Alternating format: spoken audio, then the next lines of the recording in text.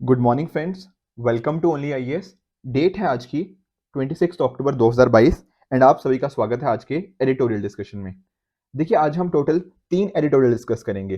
पहला एडिटोरियल है हमारा प्रोडक्शन लिंक्ड इंसेंटिव और आत्मनिर्भर भारत के रिगार्डिंग।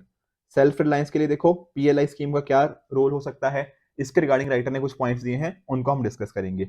सेकेंडली, इंडिया और सऊदी अरेबिया के रिलेशंस, ठीक है, तो आईआर से मिलता जुलता आपका ये आर्टिकल हो जाएगा। और तीसरी चीज है रिन्यूएबल एनर्जी रेवोल्यूशन के रिगार्डिंग। ये आर्टिकल के कुछ पॉइंट्स देखिए, हमने जब 21 अक्टूबर को हमने स्टेबल बर्निंग का मुद्दा काफी डिटेल में डिस्कस किया था, उसी के साथ थोड़ा रिलेटेड आर्टिकल है, तो कुछ एडिशनल पॉइंट्स पर यहाँ पर राइटर ने बात करी है, तो उनको भी समझने की आज कोशिश करेंगे, राइट। बट बिफोर दैट, आज की quote of the day, we can never obtain peace in the outer world until and unless we obtain peace within ourselves। और ये बात बोली गई है दलाई लामा जी के द्वारा। देखिए, पीस ना बेसिकली शांति काफी इंपॉर्टेंट चीज है। हमें देखो आउटर वर्ल्ड के अंदर तो चाहिए ही चाहिए, पर अगर आउटर वर्ल्ड के अंदर इसको अचीव करना है ना, तो अपने आप के साथ हमें पीस एस्टेब्लिश करना बहुत जरूरी है। देखो, आज के टाइम पर ना आप बहुत सारे मेंटल हेल्थ के रिगार्डिंग इश्यूज का बारे में सुनते हो, राइट। इसके साथ ही हमें बहुत सारे सोसाइटी के अंदर बहुत सारे इश्यूज देखने को मिलते हैं, जैसे मान लीजिए कम्युनलिज्म का मुद्दा हो गया, या फिर रीजनलिज्म अगर मैं थोड़ा नेगेटिव सेंस में बात करूं, या फिर कॉन्फ्लिक्ट हमें सोसाइटी में देखने को मिलते हैं, नक्सलिज्म का इशू हो गया। ये सारे हमारे जनरल स्टडीज के अलग अलग टॉपिक्स ही तो हैं। आप एक चीज सोचो, ये इमर्ज हो क्यों रहे हैं दरअसल में?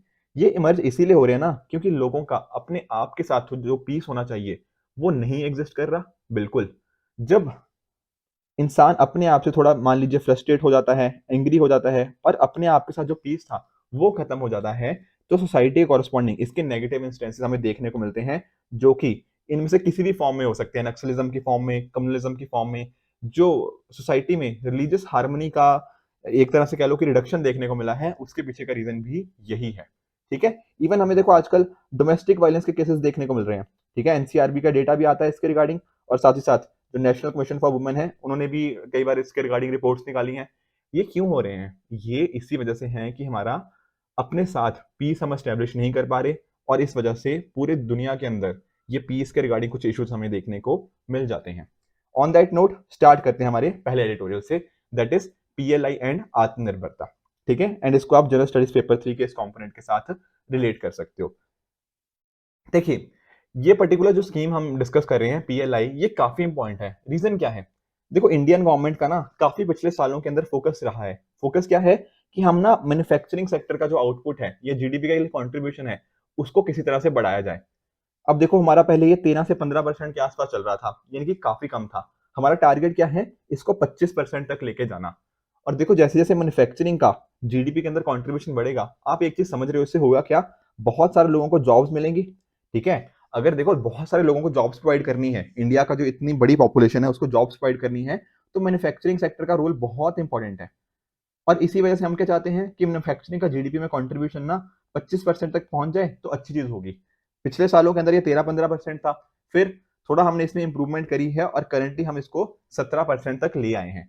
तो थोड़ी सी इंप्रूवमेंट देखने को मिली है, पर अभी भी हम इसके इस चीज के अंदर बहुत काम करने की जरूरत है, अगर इसको हमने अपने जो टारगेट है 25% तक लेकर जाना है। और यहाँ पर ना राइटर बात कर रहे हैं कि हम चाइना से काफी कुछ सीख सकते हैं, ठीक है। देखो, चाइना के साथ हमारे में भी हमारे बहुत सारे कॉन्फ्लिक्ट्स हो सकते हैं, पर अगर कोई देश हमसे बेहतर कर रहा है ना किसी चीज के अंदर, तो वहां से सीखने में कोई बुराई नहीं है। और चाइना ने देखो क्या किया है, अपना जीडीपी का कंट्रीब्यूशन इनका 1992 में ये सिर्फ 17% था, जो आज के टाइम पर इंडिया का है, ठीक है। इंडिया करंटली कितना है? 17% है मैन्युफैक्चरिंग का। चाइना का ये 1992 में था, अभी कितना हो गया है 2021 में? 28%।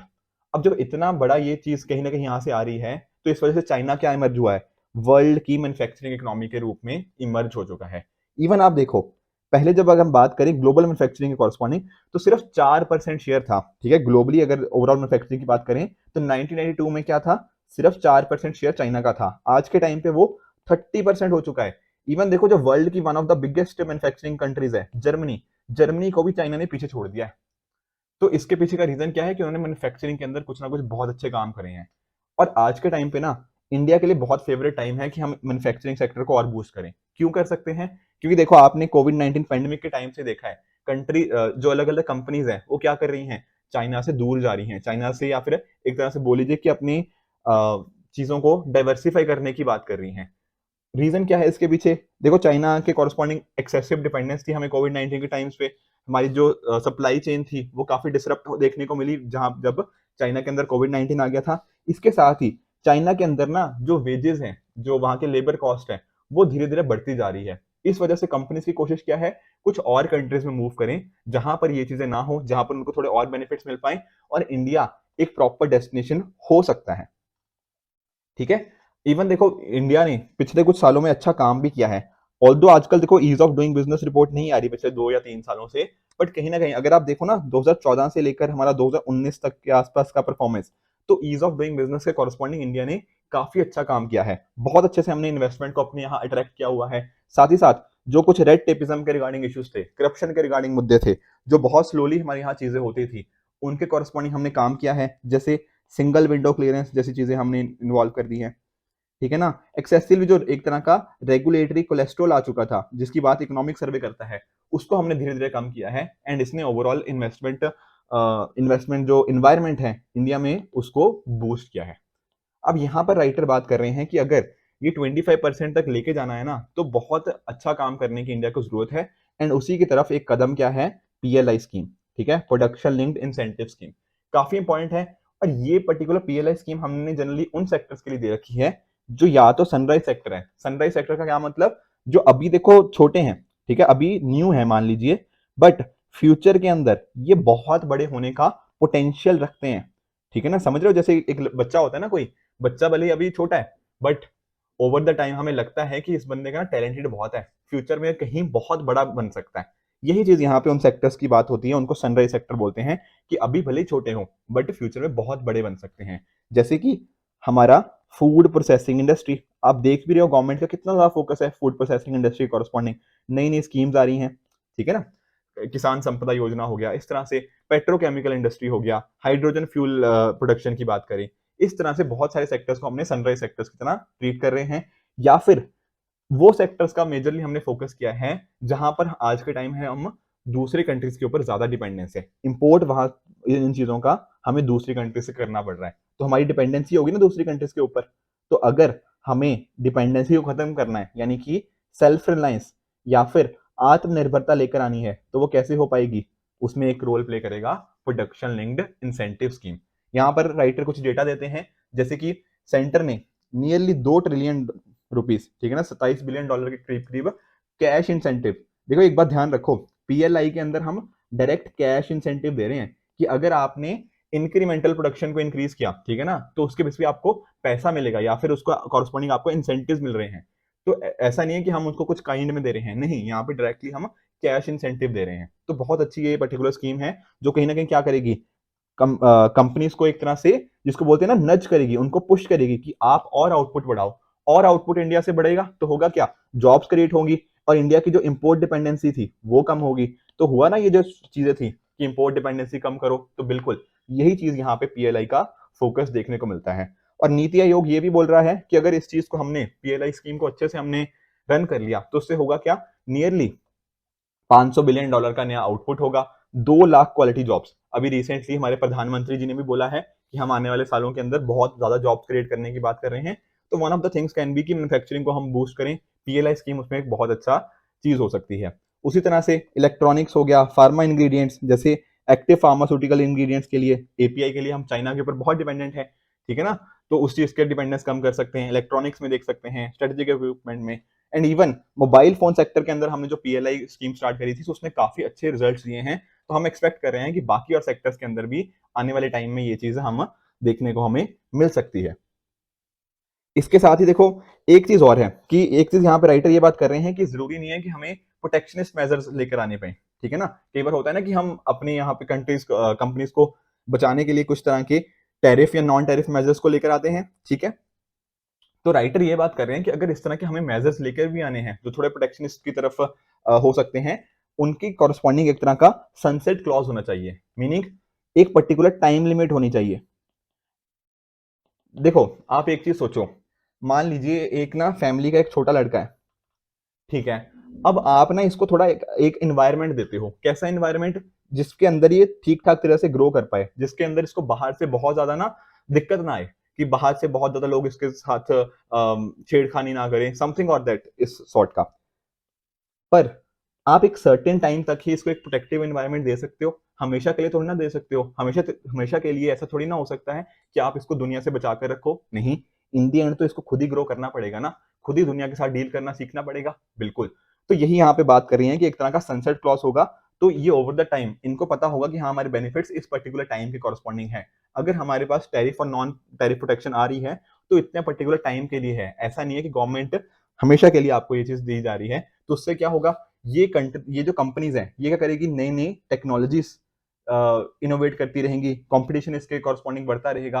तो इस तरह की जब फ्रंट लाइन टेक्नोलॉजीज आएंगी तो ओवरऑल कंपटीशन भी बढ़ेगा एंड साथ ही साथ पीएलआई के कॉरस्पॉन्डिंग हमें सक्सेस भी देखने को मिल सकती है। तो ये तो देखो बात होगी जो बड़ी बड़ी इंडस्ट्रीज की थी। दूसरे साइड पे क्या आती है हमारी MSMEs, micro small and medium enterprises. अब ये भी देखो बहुत इंपॉर्टेंट है। क्यों इंपॉर्टेंट है?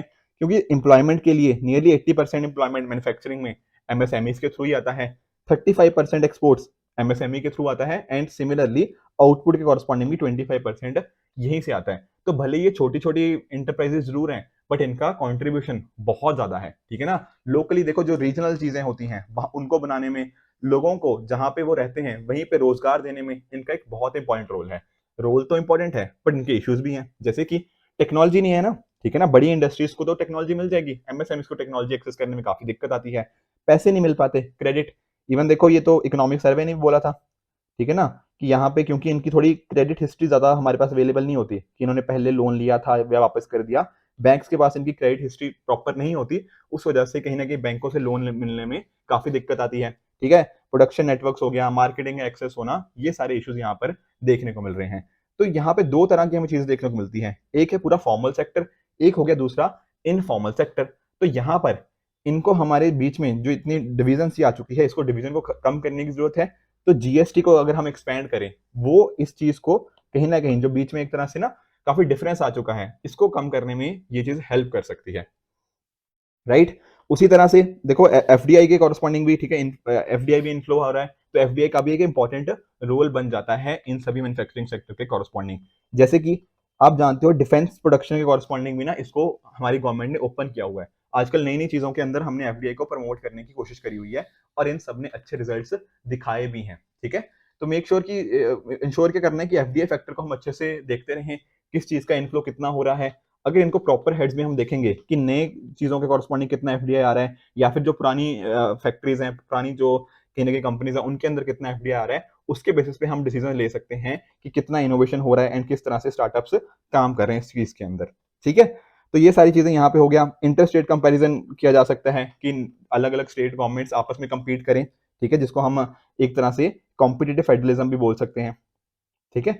अगर स्टेट्स आपस में compete करेंगी कि हाँ ये कंपनी मेरे यहाँ आनी चाहिए, ये कंपनी मेरे यहाँ आनी चाहिए, कुछ बेनिफिट्स दिए जाएंगे, तो स्टेट्स के अंदर ना एक तरह का हेल्थी कंपटीशन होगा एंड इस बेसिस के ऊपर वो आपस में compete करेंगे एंड ओवरऑल जॉब्स भी यहाँ पे इंडिया के अंदर इंक्रीज देखने को मिल सकती हैं। अगर हम इस फील्ड में कंसिस्टेंट एफर्ट्स करें तो डेफिनेटली जो 2047 तक हमारे प्राइम मिनिस्टर जी का सपना है इंडिया को डेवलप्ड कंट्री बनाने का, ठीक है, वो चीज अचीव करी जा सकती है। एंड साथ ही साथ ग्लोबल ट्रेड में ना जो आज के टाइम सिर्फ हम 3% से भी कम जो कंट्रीब्यूशन दे रहे हैं, वो 12% तक कर सकते हैं 2047 तक।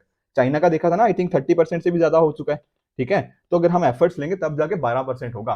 तो डेफिनेटली आत्मनिर्भर बनने के लिए या बाकी ये चीजें अचीव करने के लिए हमारा मैन्युफैक्चरिंग सेक्टर को अच्छे से बूस्ट करना बहुत इंपॉर्टेंट है। तो ये था हमारा आज का पहला एडिटोरियल। चलते हैं हमारे सेकेंड एडिटोरियल की तरफ एंड हमारा सेकेंड एडिटोरियल है इंडिया सऊदी अरेबिया रिलेशंस के कॉरस्पॉन्डिंग एंड इसको आप जनरल स्टडीज पेपर 2 के इस कंपोनेंट के साथ रिलेट कर सकते हो। देखिए रिसेंटली क्या हुआ, इंडिया के जो यूनियन मिनिस्टर हैं कॉमर्स एंड इंडस्ट्री के, इन्होंने रिसेंटली विजिट किया सऊदी अरेबिया के कॉरस्पॉन्डिंग। तो आप यहाँ पे सऊदी अरेबिया की लोकेशन भी देख सकते हो, राइट। इसके साथ ही देखो बहुत सारे यहाँ पे डिस्कशंस हो रहे हैं जैसे रूपी रियाल ट्रेड के कॉरस्पॉन्डिंग, ठीक है, एंड साथ ही साथ किस तरह से हम अलग अलग प्रोजेक्ट्स में कॉपरेट कर सकते हैं, चाहे वो स्ट्रेटेजिक पेट्रोलियम रिजर्व्स हो गए, ठीक है, लिक्विफाइड नेचुरल गैस इंफ्रास्ट्रक्चर हो गया या रिफाइनरी के कॉरस्पॉन्डिंग, एंड इवन जो गल्फ कोऑपरेशन काउंसिल है उसके रिगार्डिंग कुछ कंसल्टेशन। आप सभी जानते हो जीसीसी के बारे में, ठीक है। यहाँ पर जो हमारे मिडल ईस्टर्न कंट्रीज है, यहाँ पे 6 मिडल ईस्ट कंट्रीज यहाँ पे हमें देखने को मिल जाती हैं जीसीसी के अंदर। एक तो हो गया क्या, सऊदी अरेबिया ही हो गया, राइट। उसके साथ ही साथ हमारे और कंट्रीज जैसे कि कुवैत हो गया, राइट। उसके अलावा यूएई, ठीक है, कतर, राइट, बहरीन और साथ ही साथ ओमान। तो ये 6 कंट्रीज हमें यहाँ पर देखने को मिलती हैं जब मैं बात करता हूँ गल्फ कॉपरेशन काउंसिल की, राइट। तो ये पर्टिकुलर चीज हमारे प्रीलिम्स के लिए डेफिनेटली इंपॉर्टेंट हो सकती है। तो देख रहे हो कि इंडिया सऊदी अरेबिया रिलेशनशिप में हम अलग अलग डिस्कशन कर रहे हैं किस तरह से कहीं ना कहीं कॉपरेशन बढ़ाए। और इवन हमारे 1947 से कॉरस्पॉन्डिंग ही वैसे जनरली हमारे रिलेशन ठीक ही रहे हैं। इवन करंट प्राइम मिनिस्टर जी के अंदर हमारे रिलेशन और काफी मजबूत हो गए हैं। इवन साथ ही साथ 2006 में दिल्ली डिक्लेरेशन हुआ, 2010 में रियाद डिक्लेरेशन के अंदर क्या हुआ, हमारी जो रिलेशनशिप थी between India and Saudi Arabia, हमने उसको क्या दर्जा दे दिया, स्ट्रेटेजिक पार्टनरशिप का। इसी के साथ 2019 में एक काउंसिल बना दी गई ताकि एक तरह का ना मैकेनिज्म हो कि आपस में जो भी डिस्कशन होनी है वो थोड़ा अच्छे से हम कर पाए। तो काफी सिग्निफिकेंस है यहाँ पे इंडिया और सऊदी अरेबिया के रिलेशनशिप की। एक तो हो गया उसमें क्या, जियो स्ट्रेटेजिक एलाई। आप देख रहे हो वेस्ट एशिया की बात करें तो वेस्ट एशिया में सऊदी अरेबिया की लोकेशन बहुत इंपॉर्टेंट है। एंड इवन देखो सऊदी अरेबिया एक तरह से ना लीडर ही माना गया है इस पर्टिकुलर एरिया के कॉरस्पॉन्डिंग। तो यहाँ पर इंडिया के अगर वहां पर रिलेशन अच्छे होते हैं तो डेफिनेटली इंडिया की फॉरेन पॉलिसी के लिए काफी अच्छी चीज है। उसी तरह से बात करें ट्रेड के कॉरस्पॉन्डिंग, ठीक है, इकोनॉमी के कॉरस्पॉन्डिंग हम काफी अच्छे से कोलैबोरेट करते हैं सऊदी अरेबिया के कॉरस्पॉन्डिंग। जैसे कि सऊदी अरेबिया की कंपनी होगी अरामको, सुनते रहते हो बार बार, ठीक है ना, इन्होंने भी अलग अलग चीजें इन्वेस्टमेंट करी हैं, राइट। और ट्रेडिंग पार्टनर में भी इंडिया का सऊदी अरेबिया क्या है, चौथा सबसे बड़ा ट्रेडिंग पार्टनर है। उसके अलावा मेन चीज है हमारी एनर्जी सिक्योरिटी के कॉरस्पॉन्डिंग, ठीक है। पूरा वैसे तो हम पूरा इस एरिया जो मिडिल ईस्ट की बात करी वहां पर का जो एरिया है, इंडिया उनके साथ काफी अच्छे रिलेशन है in terms of energy security. Saudi Arabia भी एक इंपॉर्टेंट सप्लायर बन जाता है हाइड्रोकार्बन्स का इंडिया के लिए। इसके साथ ही साथ अगर हम बात करें ओवरसीज कम्युनिटी की, इंडिया के काफी सारे लोग यहाँ पे आपको देखने को मिलेंगे। ओवरऑल मिडिल ईस्ट में भी देखने को मिलते हैं, जैसे यूएई हो गया, उसके साथ सऊदी अरेबिया भी हमें 28 लाख के करीब करीब लोग यहाँ पे देखने को मिलते हैं, जो कि रेमिटेंसीज के लिए एक बहुत इंपॉर्टेंट सोर्स हो जाता है, राइट। इंडिया आप जानते हो दुनिया का सबसे बड़ा रेमिटेंस शिफ्टर है, ठीक है ना। तो ये चीज यहाँ पर भी हमें देखने को मिलती है। इवन कोविड-19 के टाइम पे भी हमें ये चीज देखने को मिली कि इंडिया और सऊदी अरेबिया ने आपस में काफी कोलैबोरेशन किया, चाहे वो मेडिसिन के कॉरस्पॉन्डिंग हो या फिर जो हमारे लोग उधर फंसे हुए थे उनके साथ भी हमने कोलैबोरेशन किया। उसके साथ ही आप जानते हो कि जो हमारे मुस्लिम ब्रदर्स हैं, ठीक है, तो इस्लाम के कॉरस्पॉन्डिंग जो दो इंपॉर्टेंट होली साइट्स हैं, दैट इज मक्का मदीना, ये आपको कहाँ देखने को मिलती हैं, सऊदी अरेबिया के अंदर, ठीक है ना। तो हज फेस्टिवल हो गया, इवन इंडियन गवर्नमेंट के द्वारा हज सब्सिडी भी दी जाती है। तो कोलैबोरेशन हमें इस सेंस में भी यहाँ पे देखने को मिलती है in terms of cultural convergence. इसके अलावा यूनाइटेड नेशंस की बात कर लो, G20 की बात कर लो या गल्फ कॉर्पोरेशन काउंसिल की बात कर लो, यहाँ पर हमारे जो इंटरेस्ट हैं वो काफी हद तक अलाइन हैं सऊदी अरेबिया के इंटरेस्ट के साथ। उसके साथ ही टेररिज्म के साथ लिंक करने के लिए, ठीक है, टेररिज्म के साथ डील करने के लिए सऊदी अरेबिया ने इंडिया की काफी बार मदद भी करी है। जैसे कि 2008 के जो मुंबई अटैक्स हुए थे ना, उनके कॉरस्पॉन्डिंग सऊदी अरेबिया ने इंडिया की काफी हेल्प करी ताकि जो सस्पेक्ट थे उनको अरेस्ट किया जा पाए।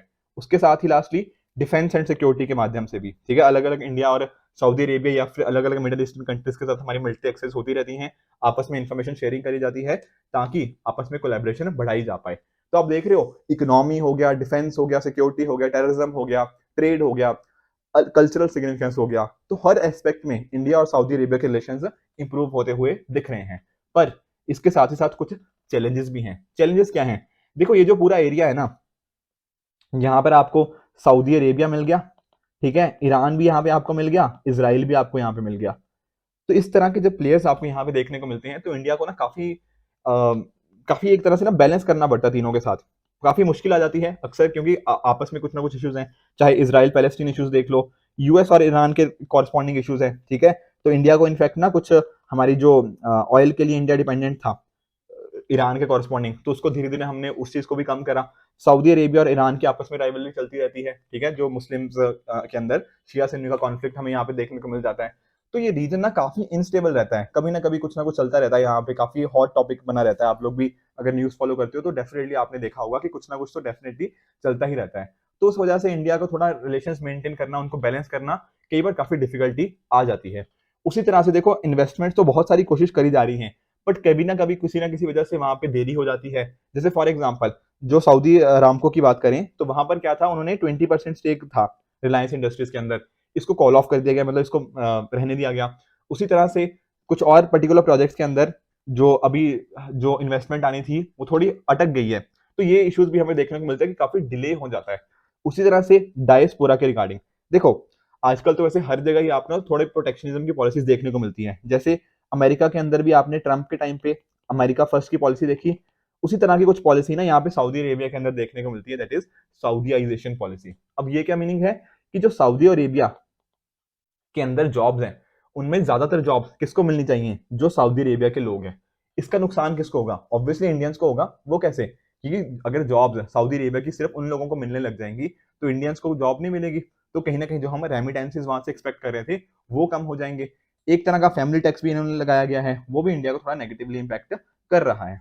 इसके साथ ही क्रूड ऑयल से संबंधित देखो, एक्चुअल में जो ओपेक कंट्रीज है ना वो क्या करती हैं, वो एक तरह का एशियन प्रीमियम चार्ज करती हैं। इस वर्ड को आप नोट कर लीजिए, ठीक है, प्रीलिम्स में इस तरह के क्वेश्चन आ जाते हैं। पहले भी ऑयल के कॉरेस्पॉन्डिंग एक बार पूछा गया था, 2020 की बात है। तो उसी तरह से एशियन प्रीमियम का क्या मीनिंग है, जब भी एशियन कंट्रीज को ओपेक कंट्रीज जो सेल करती हैं क्रूड ऑयल, तो वहां पर क्या लगाया जाता है, कुछ एक्स्ट्रा चार्ज, कुछ ज्यादा पैसे उनसे चार्ज किए जाते हैं, उनको क्या बोल देते हैं, एशियन प्रीमियम। तो ये क्रूड ऑयल के कॉरेस्पॉन्डिंग भी यहाँ पे हमें इश्यूज देखने को मिल जाते हैं। उसके साथ ही पाकिस्तान, देखो सऊदी अरेबिया और पाकिस्तान के रिलेशंस काफी अच्छे हैं, ठीक है। अलग अलग जैसे ना कि अलग अलग आर्म्स हो गया, अलग अलग एमुनेशन हो गया, ये सऊदी अरेबिया शेयर करता है पाकिस्तान के साथ, ठीक है ना। या फिर ट्रेनिंग हो गया, कई बार मतलब पाकिस्तान भी उनके साथ कुछ ना कुछ इंपॉर्टेंट टाइज रखता है। तो आपस में ये जो कोलैबोरेशन है ये इंडिया को थोड़ी अच्छी नहीं लगती, ठीक है, क्योंकि पाकिस्तान के साथ उनके क्लोज रिलेशनशिप देखने को मिलते हैं। तो वे फॉरवर्ड क्या बन जाएगा हमारा, आने वाले टाइम में हम क्या कर सकते हैं, आपस में थोड़ी कल्चरल एंगेजमेंट को बढ़ाएं, ठीक है। हमारे बीच में देखो कॉमन रिलेशनशिप बहुत सारे हैं, हमने देखा भी किस तरह से यूनाइटेड नेशंस के कॉरस्पॉन्डिंग G20 या जीसीसी के अंदर हम किस तरह से आपस में कोलैबोरेट कर रहे हैं। तो अगर इस चीज को थोड़ा और बढ़ाया जाए, कल्चरल एक्सचेंज जो मक्का मदीना की बात करी, या फिर राइट, तो ये इस तरह का कल्चरल एक्सचेंज है, इसको बढ़ाया जा सकता है। ट्रेड को और थोड़ा हम बैलेंस करें, ठीक है।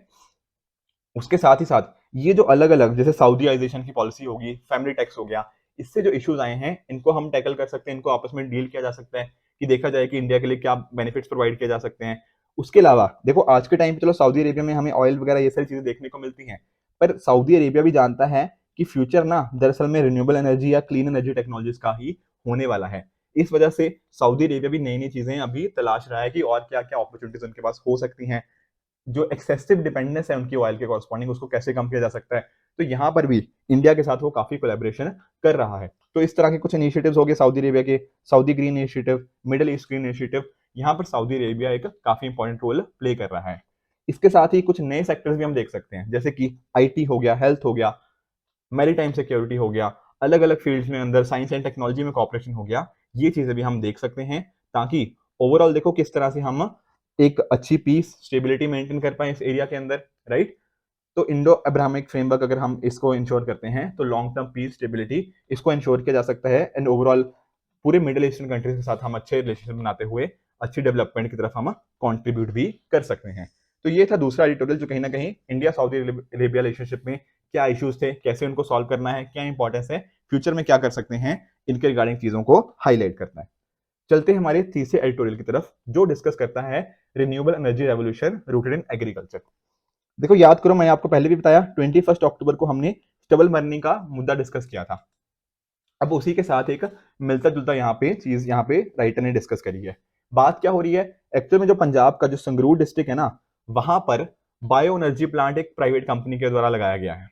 अब देखो इसका क्या होगा, इसका काम क्या होगा, जो हमारा पैडी स्ट्रॉ है, जो स्टबल बर्निंग के अंदर जो पैडी होती है ना, जो स्टबल होता है, उसको हम यूटिलाइज कर रहे हैं किसके अंदर, कंप्रेस्ड बायोगैस बनाने के अंदर। तो ये क्या था, एक तरह से वेस्ट था, इससे क्या हमने कन्वर्ट कर दी, एनर्जी बना दी। तो ये हो गया वेस्ट से हमने क्या कन्वर्ट कर दिया, वेस्ट को वेल्थ में कन्वर्ट कर दिया। इसी चीज को हमें इंश्योर करने की जरूरत है, ठीक है ना। ये सारी पॉइंट्स वही राइटर बता रहे हैं किस तरह से स्टबल बर्निंग से काफी सारे इश्यूज आते हैं, ठीक है ना। किस तरह से दिल्ली एनसीआर के कॉरस्पॉन्डिंग हमें ये जो स्मोक के कॉरस्पॉन्डिंग इश्यूज हमें देखने को मिलते हैं, जिससे ओवरऑल काफी इश्यूज हमें देखने को मिल जाते हैं।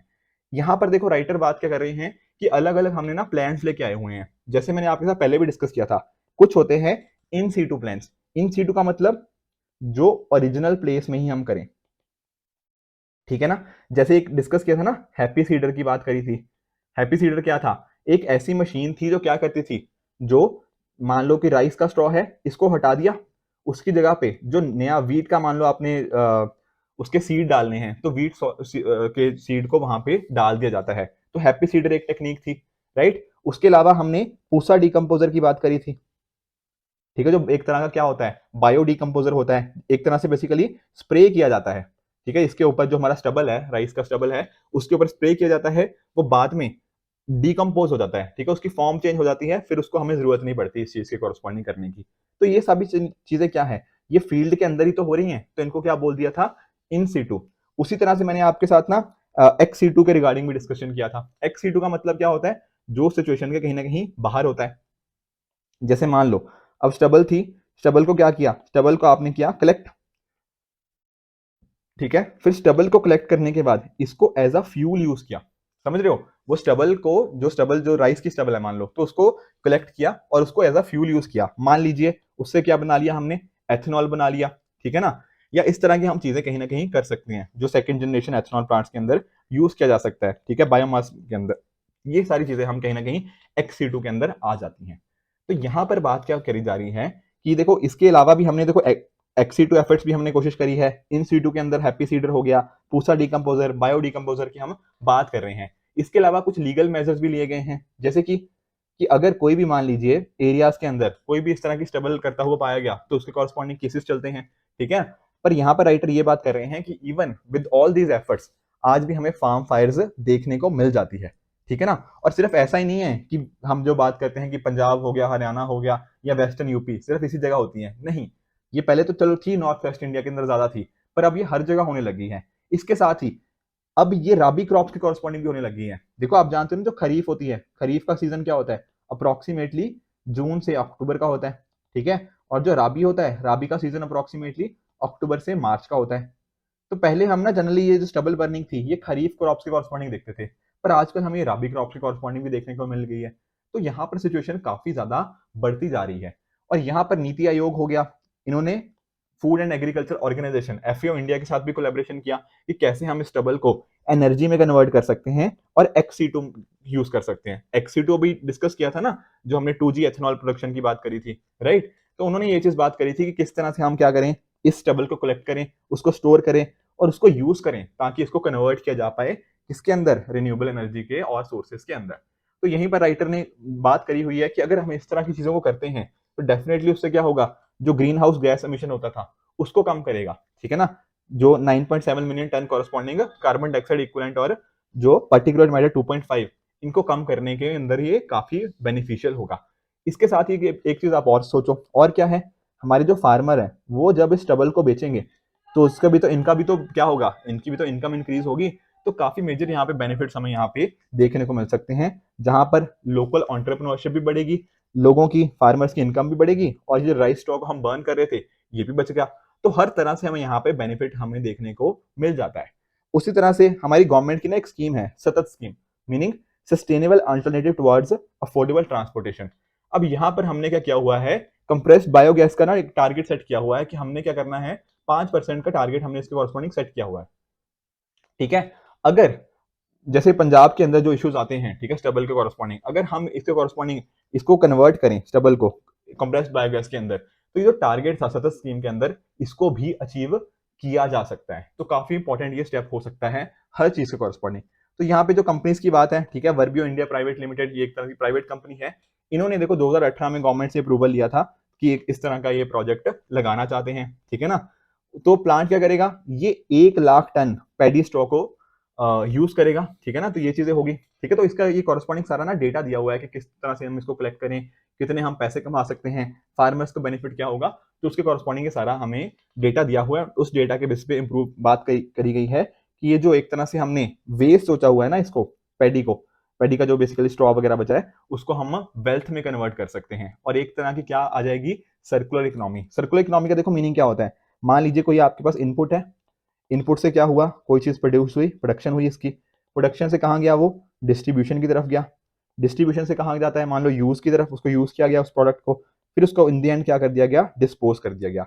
अब डिस्पोज के बाद ना हम सोचते हैं कि चीजें खत्म हो गई, कि अब बस इसको डस्टबिन में फेंक देना है, पर ऐसा नहीं होता। सर्कुलर इकोनॉमी के अंदर आप इस डिस्पोजल का कुछ तरह से, मान लो आपने क्या कर दिया, कुछ रिसाइकलिंग कर दी, ठीक है ना, या फिर इसको रीयूज के लिए डाल दिया थोड़ा चेंजेस करके, ठीक है ना, कुछ रीफर्बिशिंग कर दी, रीमैन्युफैक्चरिंग कर दी, इस तरह की चीजों को यूज करते हुए ये आपने क्या कर दिया, एक तरह का सर्कल बना दिया या साइकिल बना दिया, इसको क्या बोल दिया, एक तरह की सर्कुलर इकोनॉमी।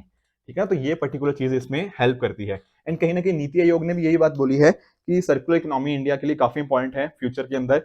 वो जो सारे पॉइंट डिस्कस किए थे ना, वेल्थ वेल्थ कन्वर्ट कर रहे हैं हम, वेस्ट को वेल्थ के अंदर कन्वर्ट करना, फार्मर्स की इनकम को बूस्ट करना, ये सारी चीजों के कॉरस्पॉन्डिंग ये चीजें देखी जा सकती हैं।